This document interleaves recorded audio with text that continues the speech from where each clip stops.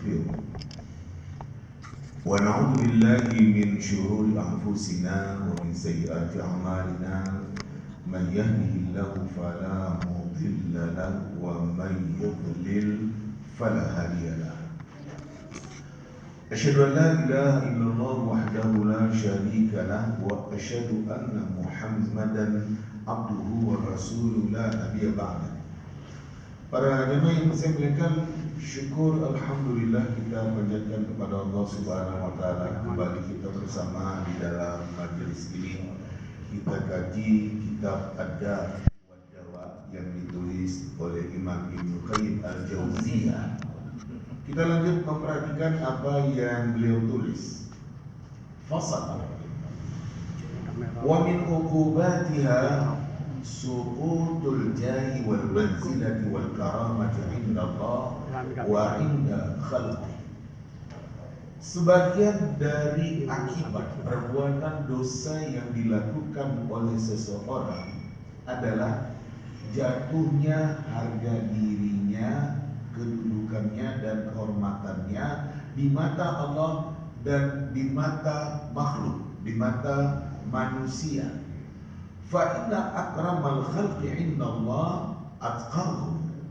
Sesungguhnya makhluk yang paling mulia di sisi Allah Subhanahu wa taala adalah yang paling bertakwa. Wa aqrabu minhu manzilatan atwa'uhum lahu. Dan yang paling dekat dengan Allah Subhanahu wa taala kedudukannya adalah orang yang paling taat kepada Allah Subhanahu wa taala. Para jemaah yang saya muliakan, ini yang beliau katakan, perbuatan-perbuatan dosa ataupun maksiat yang dilakukan oleh seseorang seperti umpamanya minum minuman keras, berjudi, berzina dan perbuatan maksiat yang lain. Jika seseorang melakukan perbuatan maksiat itu, akibat yang akan terjadi pada dirinya adalah jatuhnya harga dirinya, jatuhnya kedudukan dan kehormatan dirinya di hadapan Allah Subhanahu wa taala dan di hadapan manusia-manusia yang ada. Silakan. Manusia yang paling mulia di sisi Allah adalah yang paling bertakwa, yang paling dekat dengan Allah Subhanahu wa taala, yang paling tinggi kedudukannya adalah yang paling taat. Artinya semakin taat seseorang itu kepada Allah Subhanahu wa taala, maka semakin mulialah dia, semakin baik dia di dalam kehidupannya, akan semakin terhormatlah dia. Sebaliknya, apabila manusia semakin maksiat kepada Allah, semakin jahat, semakin brengsek, maka akan semakin terhinalah dia. Apakah di hadapan Allah Subhanahu wa taala, demikian juga di hadapan orang-orang. Kita ini disuruh untuk jadi orang yang terbaik dengan segala kebaikan. Inna akramakum indallahi atqakum. Sesungguhnya orang yang paling mulia di antara kalian di sisi Allah Subhanahu wa taala adalah orang yang paling bertakwa.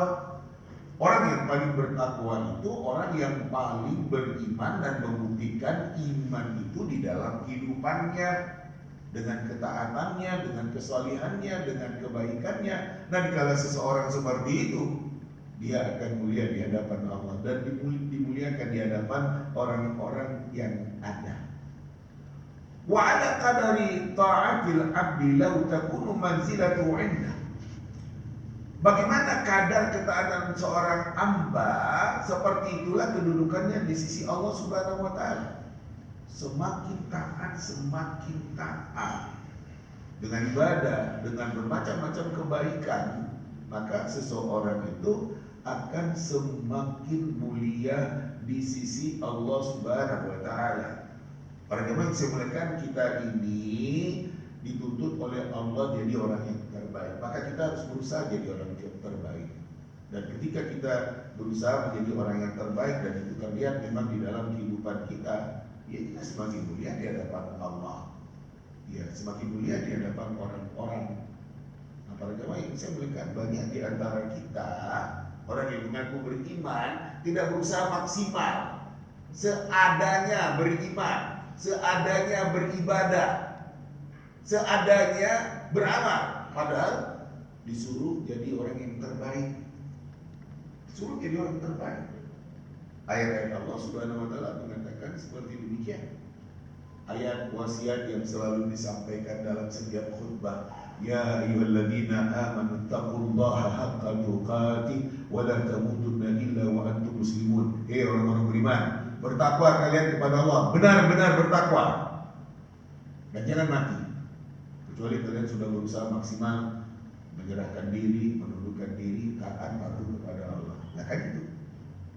Ayat yang lain, qul inna salati wa nusuki wa mahyaya wa mamati lillahi rabbil alamin la syarika lahu wa bidzalika umirtu wa ana awwalul muslimin.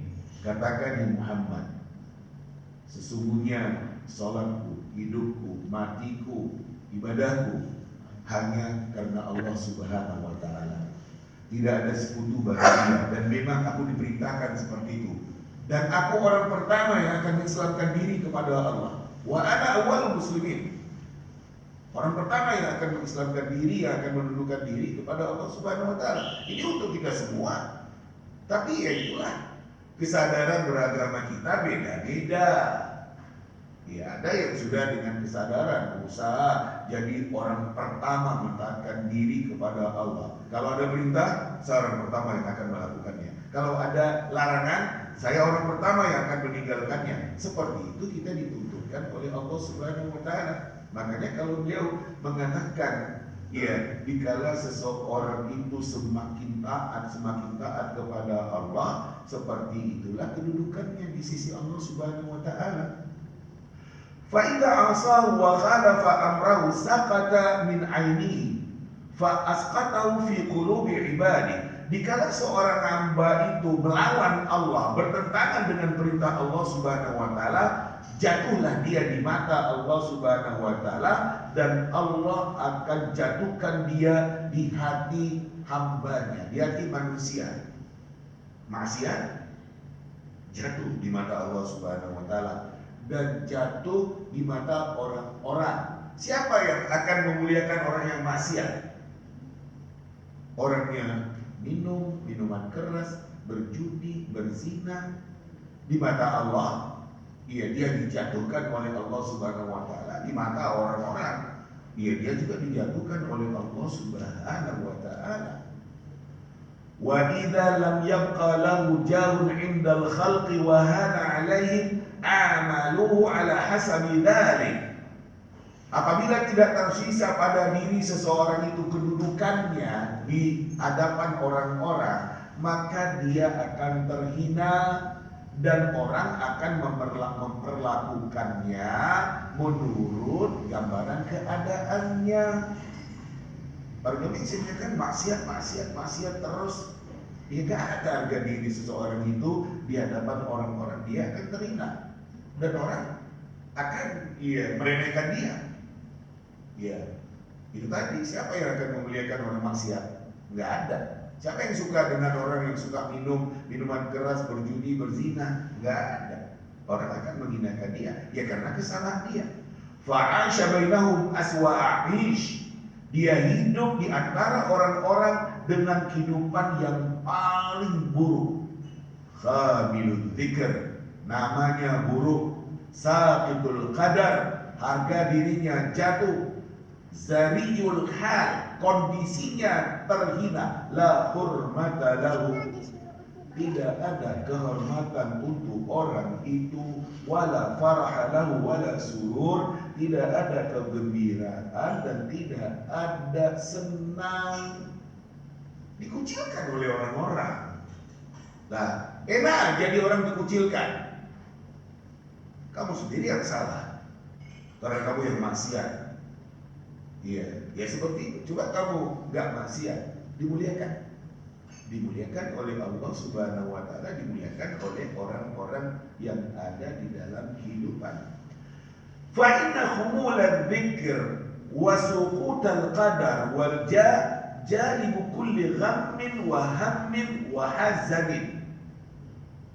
Jatuhnya harga diri seseorang, buruknya namanya, buruknya keadaannya, ini akan berakibat membawa kepada kegelisahan, keresahan, dan kesedihan.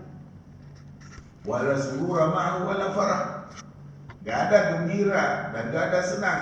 Wa inna hadzal alam min lazzatil ma'siyah laula sakrul syakrul syahwah. Iya. Mana ia bila dibandingkan antara pedihnya lezat berbuat maksiat dengan terhinanya di hadapan orang-orang. Ini gara-gara dia yang memperturutkan hawa nafsunya. Bagaimana saya melihatkan kita ini di hadapan orang harus dihargai. Itu kembali kepada diri kita. Kita jadi orang baik, ya kita dihargai. Kita jadi orang gak baik, ya kita dihinakan. Allah Subhanahu wa Ta'ala akan lihat bagaimana bukti-bukti itu di dalam kehidupan kita. Seseorang yang kita katakan dia dengan maksiat, ia menderita.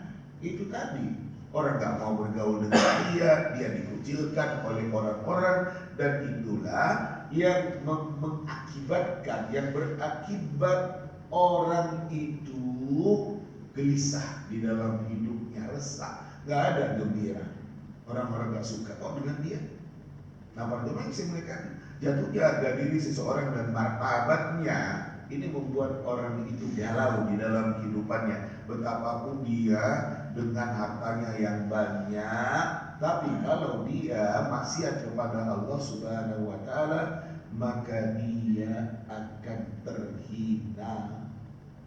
Salah dia sendiri. Untuk itulah kita perlu memperhatikan bagaimana diri kita. Kalau memang mulia jangan maksiat. Taatlah kepada Allah Subhanahu wa Ta'ala, patuhlah dengan ketentuan Allah Subhanahu wa Ta'ala. Sebab bagaimana saya melihatkan dikala Allah Subhanahu wa Ta'ala menetapkan hukum di dalam agama ini, semua yang ditetapkan oleh Allah Subhanahu wa Ta'ala di dalam ketentuan hukum yang ada untuk kebaikan kita. Gak ada Allah yang bermaksud untuk mempersulit kita dengan ketentuan hukum yang ada. Perintah-perintah agama kita lakukan, bahagia. Larangan-larangan agama kita tinggalkan, bahagia. Sebaliknya, kalau umpamanya ada seseorang dengan perintah agama gak melakukan, dia terhina. Ya. Atau dia dengan maksiat, terus saja dengan maksiat itu, dia terhina. Ya itu dia yang ada di dalam kehidupan kita. Makanya kita disuruh untuk jadi orang yang terhormat, jadi orang yang mulia. Wa min a'zami ni'amillah 'alal 'abd an yarfa'a lahu bainal 'alamin dzikrahu wa yu'liya qadarahu. Nikmat yang paling besar dari Allah untuk seorang hamba adalah dikala seseorang itu mengangkat nama dirinya di hadapan orang-orang yang ada. Dia memuliakan kedudukannya di hadapan orang-orang yang ada. Ini nikmat yang terbesar yang didapatkan oleh seorang hamba di dalam kehidupan ini. Dia mengangkatkan namanya di antara semua yang ada ini. Dia meninggikan kedudukannya di hadapan orang-orang yang ada. Sebagai contoh, para jemaah yang saya berikan, ayat Allah Subhanahu wa Ta'ala mengatakan, yarfa'illahu alladhina amanu minkum walladhina utul ilma darajat. Potongan ayat di dalam surat Al-Mujadalah ayat ke-11.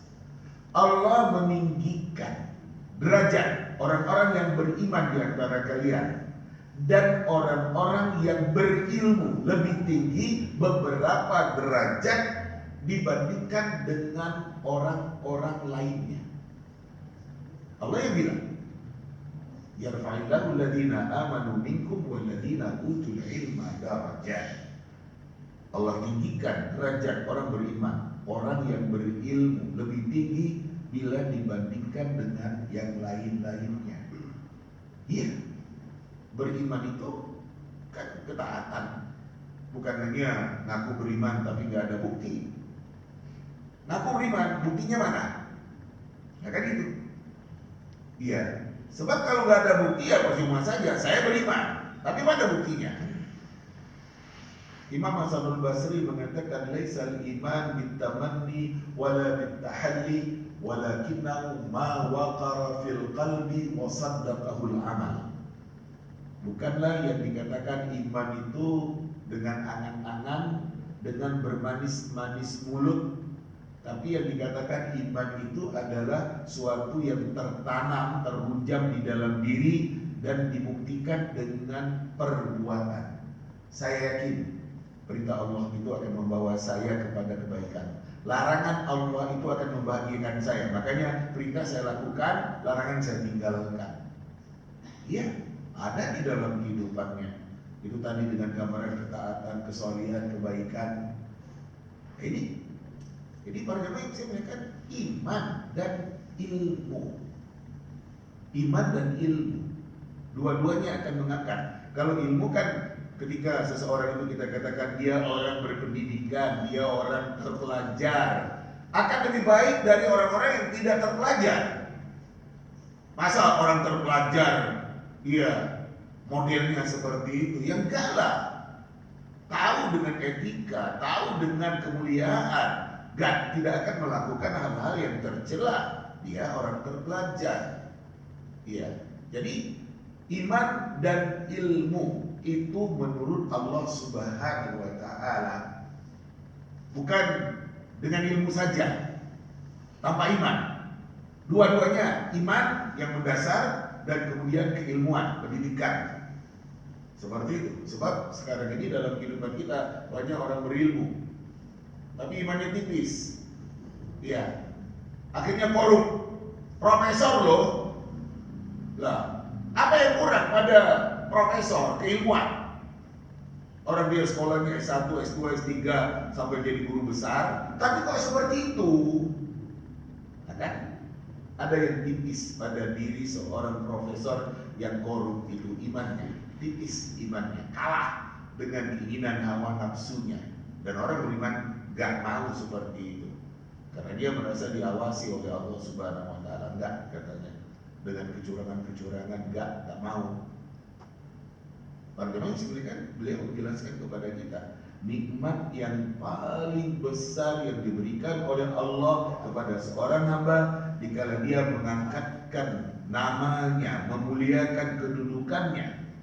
Wa lihadza khassa anbiya'ahu wa rusulahu min dzalika bima laisa li ghairihim. Oleh sebab itu Allah mengkhususkan nabi-nabinya, rasul-rasulnya dari hal tersebut, dari berbagai kemuliaan itu yang itu tidak ada pada orang lain. Nabi-nabi Allah itu terhormat, nabi-nabi Allah itu mulia dengan segala kebaikannya. Beliau mengutipkan beberapa potongan ayat. Kama qala ta'ala, sebagaimana Allah Subhanahu wa taala, wadhkur ibadana Ibrahim wa Ishaq wa Yaqub ulil aidi wal absar. Kalian ingat hamba-hamba kami itu, Ibrahim, Ishaq, Yaqub, orang-orang yang mereka mempunyai kekuatan yang besar dan ilmu yang tinggi. Inna akhlasnahum bi khalisatin dzikrad dar. Kami mensucikan mereka dengan menganugerahkan akhlak yang tinggi dan mengingatkan manusia kepada hari akhirat. Rasul-rasul Allah itu orang-orang terbaik. Makanya saya melihatkan, ya kalau boleh dikatakan nggak ada celah pada diri seorang rasul itu. Baik, betul-betul baik. Dan itu ya dikatakan oleh Allah Subhanahu wa taala, disuruh perhatikan oleh Allah, perhatikan itu Ibrahim, Ishak, Yakub, yang Allah berikan kekuatan yang besar kepada mereka dan ada ilmu, berilmu. Kami ikhlaskan mereka, kami sucikan mereka dengan menganugerahkan akhlak yang tinggi, dan mereka itu selalu mengingatkan orang-orang akan hari akhirat. Pertanggungjawaban hidup dunia, selalu saja nabi-nabi dan rasul Allah Subhanahu wa taala mereka mencerminkan kebaikan dan menampakkan kebaikan itu dan selalu mengingatkan orang-orang akan hari akhirat. Para jemaah yang saya berikan sebagai contoh, ketika Nabi Syuaib mengingatkan kaumnya untuk jangan curang bermuamalah, berjual beli, ya, Nabi Syuaib mengatakan, saya gak akan bertentangan dengan apa yang saya katakan ini. Ketika dilarang oleh Allah, saya tinggalkan. Sebaliknya, ketika saya perintahkan, ya saya laksanakan. Itu dicontohkan oleh Rasul-Rasul Allah Subhanahu wa Ta'ala yang ada. Ya, juga Allah Subhanahu wa Ta'ala menyebutkan bagaimana Nabi Ibrahim dengan anak-anaknya, wa wahabna lahum min rahmatina wa ja'alna lahum lisana sidqin aliyan. Kami berikan kepada mereka dari kasih sayang kami, dan kami jadikan untuk mereka lisana sidqin aliyan. Betapa mereka yang diberikan oleh Allah Subhanahu wa Ta'ala lidah yang benar, jujur, dan itu merupakan suatu kemuliaan dari Allah Subhanahu wa Ta'ala. Itu kata Allah Subhanahu wa Ta'ala tentang rasul-rasulnya yang ada. Demikian juga potongan ayat Allah Subhanahu wa Ta'ala terkait dengan nama Nabi Muhammad, wa rafa'na laka dzikrak. Kami tinggikan untuk engkau wahai Muhammad namamu itu. Dimuliakan oleh Allah Subhanahu wa Ta'ala, karena memang Nabi SAW dikenal dengan segala kebaikannya. Dari sejak awal Nabi itu, Nabi Muhammad, diberi gelar oleh orang-orang dengan Al-Amin, seorang yang sangat dipercaya. Sampai ketika dia menjadi Rasul, orang tahu bahwasanya apa yang disampaikan oleh Muhammad itu benar adanya. Kendati pun Nabi berat berdakwah di Makkah 13 tahun, tapi ujung-ujungnya orang ngakui benar apa yang disampaikan oleh Muhammad itu. Dimuliakan oleh Allah Subhanahu wa Ta'ala. Jadi keberadaan nabi-nabi dan rasul-rasul Allah Subhanahu wa Ta'ala itu memang dengan kebaikan diri mereka, dengan kepribadian mereka. Iya, disebutkan oleh Allah Subhanahu wa Ta'ala bagaimana nabi-nabi Allah yang demikian baik untuk meyakinkan orang dengan agama yang disampaikan. Kemudian dia mengatakan lebih lanjut, fa'atba'ur rusul lahum nasibun min dzalik bihasabi mirathihim min ta'atihim wa mutaba'atihim. Pengikut rasul, untuk mereka ada bagian dari itu, dari kehormatan, menurut bagaimana mereka menerima warisan dari rasul itu, dari mentaati rasul, dari meneladani rasul. Kalau rasul itu dimuliakan oleh Allah Subhanahu wa Ta'ala dengan kebaikan-kebaikannya, pengikut rasul yang meneladani rasul juga akan mendapatkan kemuliaan dari Allah. Betapa kita taat mengikuti apa yang sudah dicontohkan oleh rasul itu di dalam kehidupan. Dan Allah Subhanahu wa Ta'ala memang dia mentargetkan hal itu kepada kita. Laqad kana lakum fi Rasulillahi uswatun hasanah. Rasul sallallahu alaihi wasallam itu bagi kalian adalah merupakan teladan yang terbaik. Seberapa kita mengikuti Rasul? Para jemaah yang saya sampaikan, itu suatu yang dipertanyakan. Semakin kita meneladani Rasul, mengikuti apa yang dicontohkan oleh Rasul itu, meneladani kehidupan mereka, semakin mulia kita. Sebagaimana Rasul-Rasul Allah itu mulia. Yang saya ikuti di Rasul, bukan atas kemauan diri saya. Rasul, saya ikuti dia. Kalau Rasul dimuliakan oleh Allah, pengikut-pengikut Rasul yang meneladani Rasul juga akan mendapatkan kemuliaan dari Allah Subhanahu wa Ta'ala. Inilah yang harus kita tampakkan di dalam kehidupan. Nabi mengatakan, khairukum li ahli. Wa ana khairukum ya. Orang yang terbaik di antara kalian adalah orang yang paling baik kepada keluarganya. Dan aku, kata Nabi, orang yang paling baik kepada keluargaku. Bisakah kita mencerminkan saya suami yang terbaik bagi istri saya? Tanyakan istri saya. Saya ayah yang terbaik bagi anak-anak saya. Tanyakan anak saya. Kita ikuti Rasul.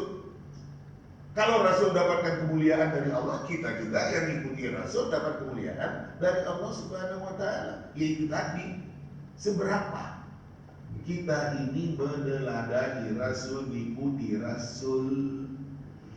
Wa kullu man khalafahum fatahu min dzalika bihasabi mukhalafatihim wa ma'siyatihim. Semua orang yang bertentangan dengan Rasul akan lepas dari dia seberapa dia melawan Rasul, menentang Rasul. Kamu lawan Rasul, bertentangan dengan apa yang dikatakan oleh Rasul, lepaslah kemuliaan itu. Gak ada kamu mulia. Percuma ngaku orang beriman. Iya, tapi sikap kamu itu tidak meneladani Rasul yang ada. Katakan diri orang beriman, tapi terhadap istri kasar. Ya gak benar. Ya gak benar. Makanya beliau mengatakan pengikut Rasul punya jatah, punya bagian dari kemuliaan menurut seberapa mereka meneladani, mengikuti, mentaati Rasul. Setiap orang yang bertentangan dengan Rasul, berlawanan dengan Rasul, luputlah dari dia seberapa dia yang bertentangan, yang melawan Rasul itu. Lepas kemuliaan itu.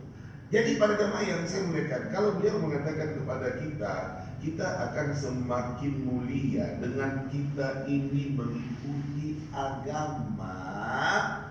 Iya, mengikuti apa yang sudah jelas itu di dalam ayat Al-Quran, di dalam hadis Nabi SAW, dan kita jadikan Rasul itu sebagai teladan di dalam kehidupan kita, ya semakin terhormat kita. Iya, Allah Subhanahu Wa Taala ketika kita ini, iya, berlaku baik di dalam kehidupan, senang Allah Subhanahu Wa Taala melihat hambanya yang patuh. Para jemaah yang saya muliakan, kita ini harus selalu mengatakan kepada Allah, sami'na wa ata'na, kami dengar ya Allah, dan kami siap patuh. Oh itu diperintahkan, kami lakukan. Oh itu dilarang, kami tinggalkan. Ini puncak orang yang beriman itu ketika diajak kepada agama, dia mau, dan dengan mau semakin terhormat dan semakin mulia di hadapan Allah Subhanahu Wa Taala. Jadi para jamaah yang saya muliakan, kalau beliau mengatakan kamu maksiat, kamu menjatuhkan diri, menjatuhkan harga diri, kehormatan, yaitu kesalahan kamu yang manusia.